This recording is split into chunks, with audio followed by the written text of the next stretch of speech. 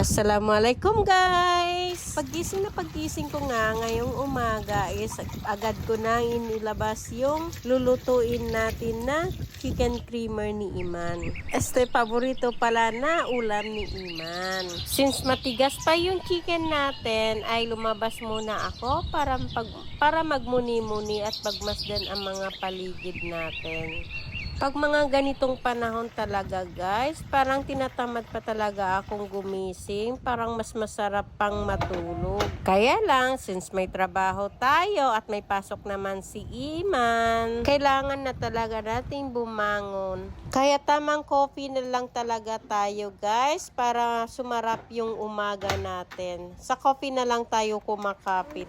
At syempre, habang matigas pa yung chicken, at ayan, ready ko na din yung mga sahog natin. At since wala na ding oras, kahit matigas pa to, I think hiwain ko na din. Kasi baka malilate na naman ako, guys. Ewan ko ba? Sa tuwing talagang may ginagawa ako, feel ko ang bilis-bilis ng oras. Hindi ko na mamalayan. Minsan, 7:30 na pala, hindi pa ako nakakaligo. Kaya, lagi na lang akong nalilate. Oo nga pala, baka magtaka kayo na ang takaw-takaw namin is dalawang chicken talaga yung lulutuin namin. Dalawa talaga siya kasi maliliit na chicken lang po yan. Pero yung breast, hindi ko po isasama dyan. Ibang luto naman po yun. Yun yung isa sa mga paborito din ng mga bata is yung chicken nuggets.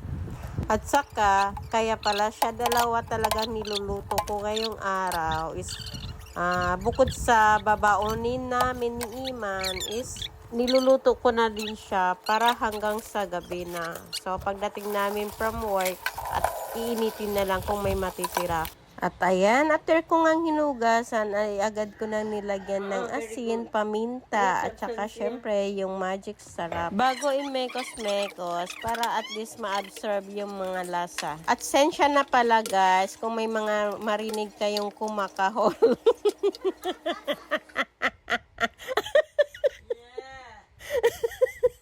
Kasi may kumakahol dito sa tabi ko.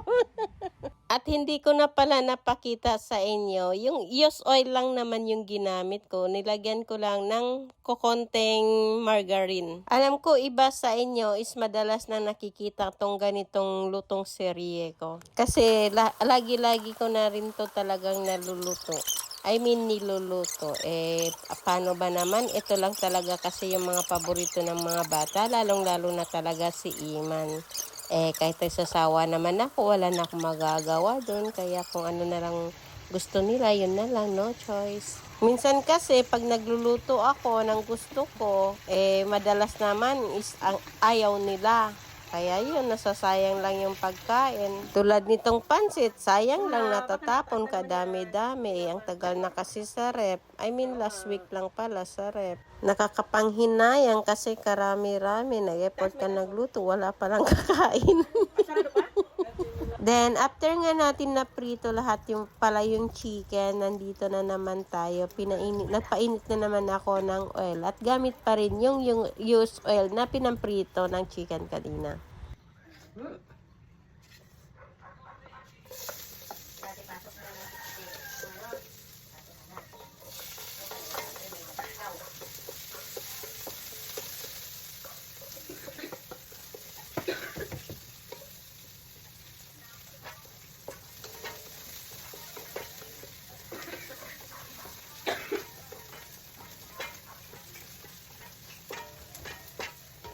Hoy, i-charge mo nga yung isa kong cellphone. Anong oras na maligo na ako?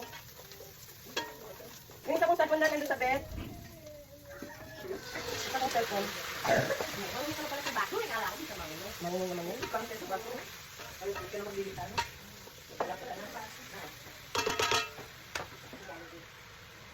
Meron silang mascot? Oo. Ano si Jollibee?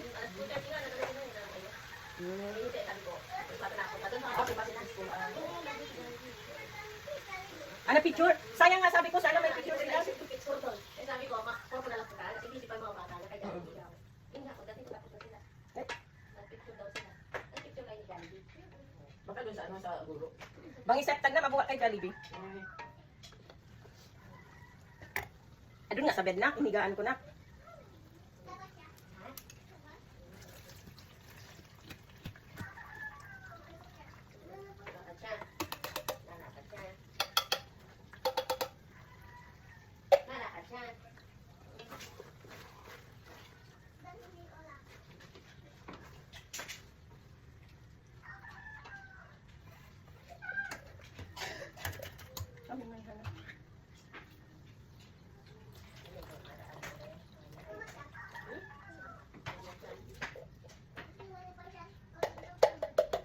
pa siya sa mood. Wala na saan. Nandiyan sa'yo. I-charge mo na. Kunin mo yung Type-C. Sino ba yan?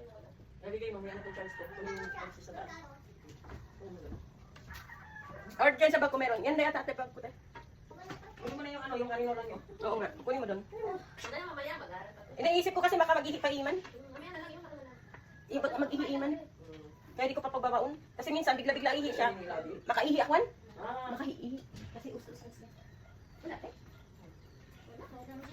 Dala mo kanina eh. Alin? Baka nasa work. Natabi na yung tapama mo. baka dun sa taas. Nakakalagay sa work na. Ay, ito. Hindi, baka na-iwan.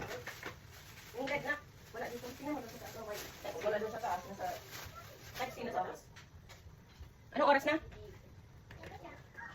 Wala magkaroon ng Jollibee eh. Ah. 7:14. Ilan? 7:14 pa lang. Ay, mga 8. Quarter to 8.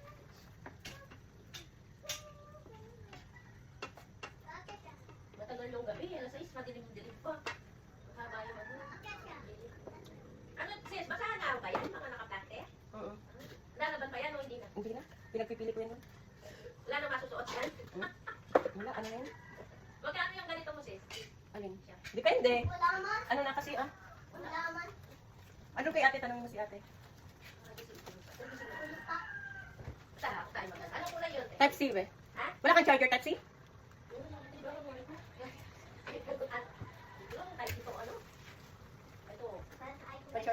Oo. Oo. Saan na? Ano kay Lola? Ginagamit ko lang ito. Ayan na.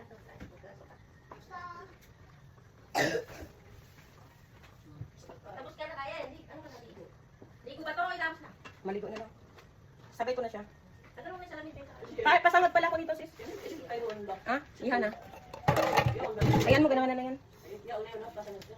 Pinaprituhan ko ng manok. Saan na makakaat pa?